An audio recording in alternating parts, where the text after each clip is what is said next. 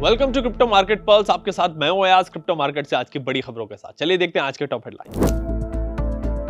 Bitcoin $81,000 के ऊपर, पिछले एक महीने में 19% की तेजी। क्रिप्टो सर्विसेज एक्सपेंड कर रहा है standard chartered bank. Crypto firm में किया $150 मिलियन का इन्वेस्टमेंट। यूएई ने लॉन्च किया दुनिया का पहला blockchain based business identity system. Tokenised stocks trading शुरू करने की तैयारी में न्यूयॉर्क स्टॉक एक्सचेंज। बिटकॉइन $81,000 के ऊपर ट्रेड कर रहा है। पिछले 24 घंटों में प्राइस में 1% की तेजी आई है। पिछले एक महीने में बिटकॉइन 19% बढ़ा है और फरवरी के लो से अब तक 35% से ज्यादा ऊपर है।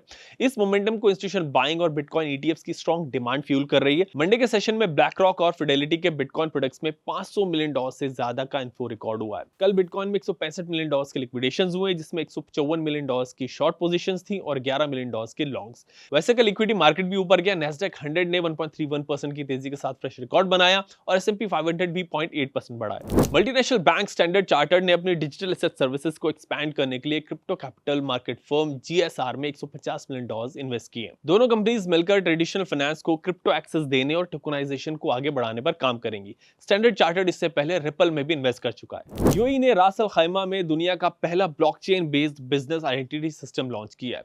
अब कंपनियों का बिजनेस लाइसेंस एक पेपर या पीडीएफ फॉर्म में नहीं होगा, बल्कि हर कंपनी को ब्लॉकचेन पर एक डिजिटल आइडेंटिटी दी जाएगी।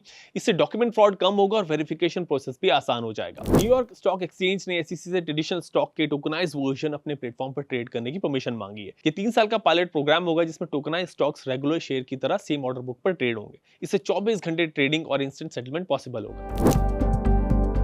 ये एक्ट जो यूएस में आए हैं with Genius and Clarity at last 2025 के ऑनवर्ड्स, तो ये acts are like standard acts, जैसे कि दूसरी कंट्री जिसमें हमने हांगकांग में देखा है कि स्टेबल कॉइन इश्यूज का रूल आया है, या फिर ऐसे बहुत सारे countries are working around that. Switzerland जो जिसने काफी साल पहले काफी लीड लिया था।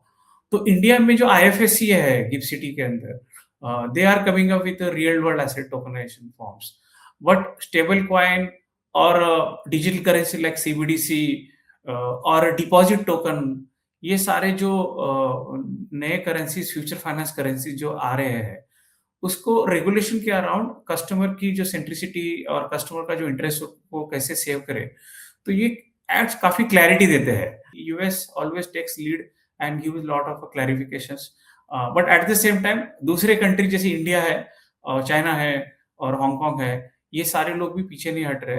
जैसे दुबई हो गया, चाइना हो गया और रशिया हो गया, वो सारे भी अपने अपने स्टेबल कॉइन्स लेके आएंगे।